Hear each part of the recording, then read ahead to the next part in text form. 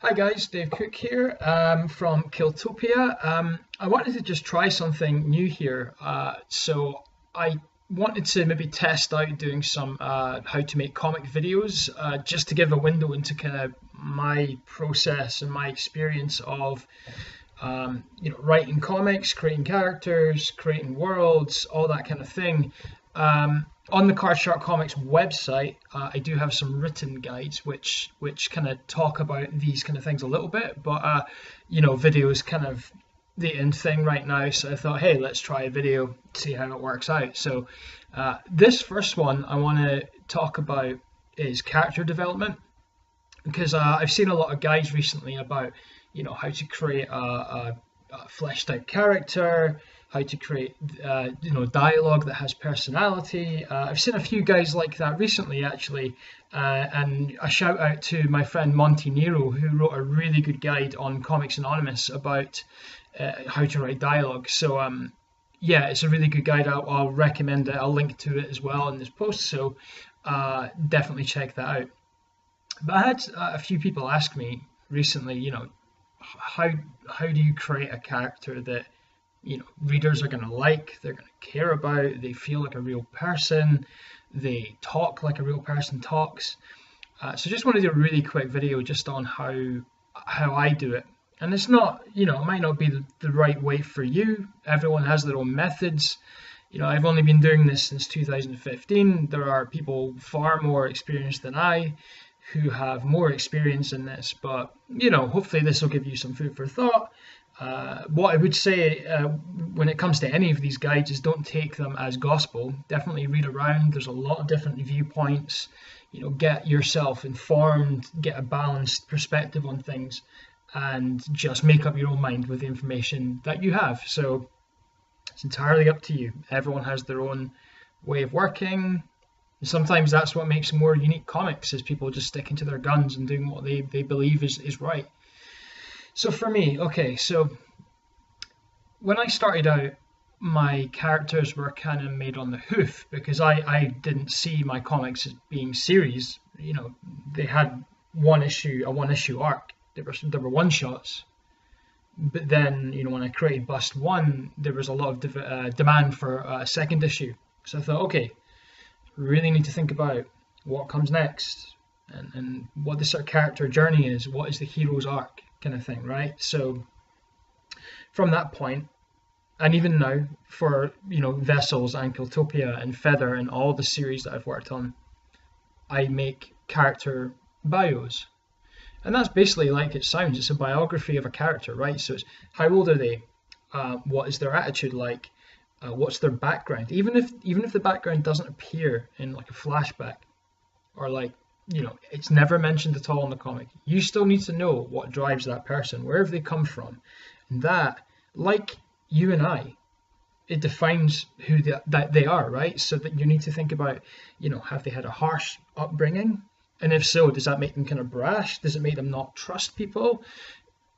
What are the things that have led them to be the person that they are? You have to think about them as real people, or else they're not going to feel like relatable real people. If you see the way that kind of works, right? So I'll give you Wake from Vessels as an example, right? So she has been living as a drifter away from civilization, because wherever she goes, this giant eye in the sky, the eye god, finds her and destroys everything around her apart from her. So she's been responsible for the downfalls of cities. She's been like living in a city, for example. The eye has found her and evaporated the whole city and everyone in it, and she feels really guilty about that. So she's been living away, homeless as a drifter in swamps and forests, and it's been a terrible existence. So she's weary and she's downtrodden, she's beaten down, she's lacking hope and optimism.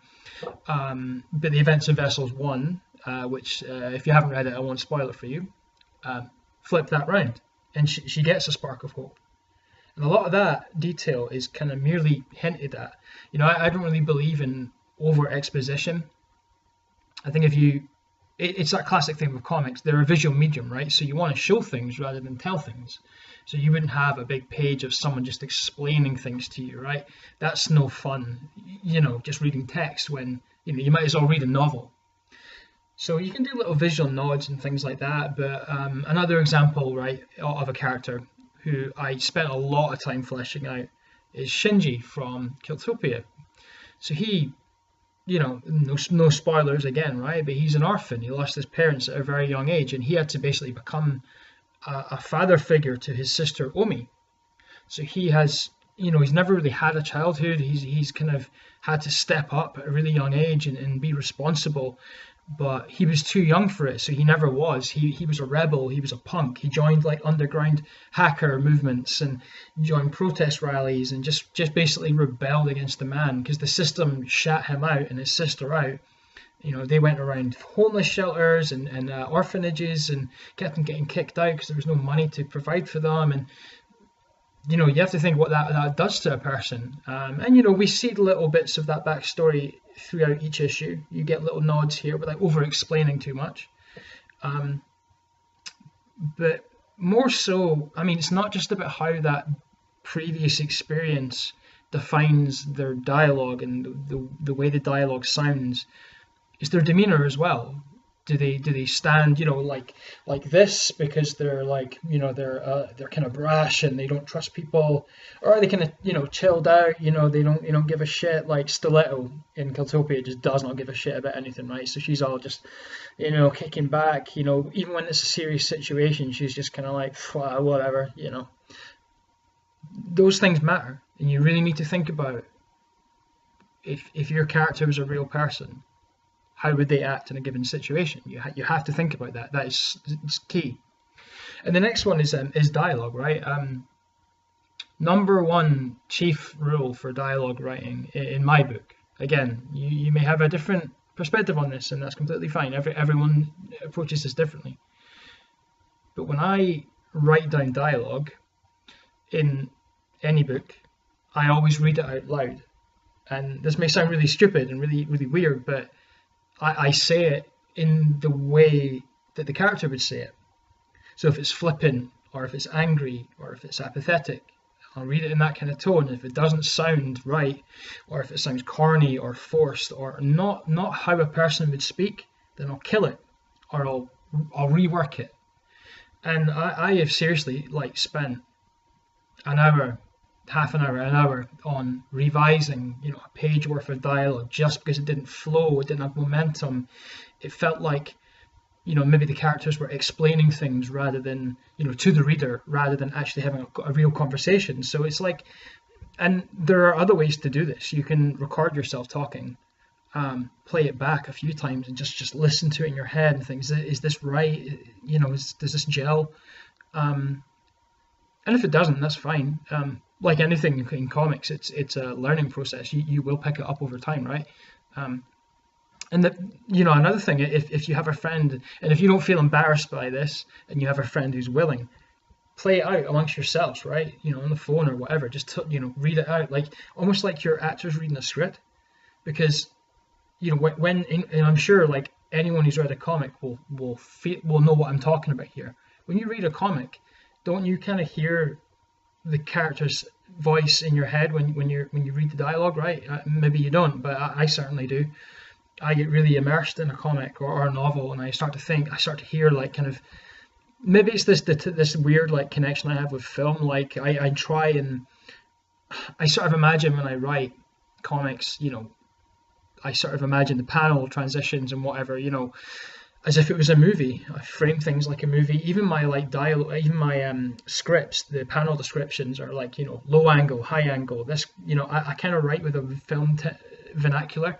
So maybe that's just me. I'm a big film guy. So maybe that's just the way I approach it. But yeah, it's one of these things. Just try and keep it sounding realistic. Don't make it sound forced. Just try and to make it sound real, because that ultimately will give your reader much more of a connection to your story and the plight of the hero, and just there will be much more of a like an emotional investment in your work, and that's what gets people coming back every year or however often you bring out books.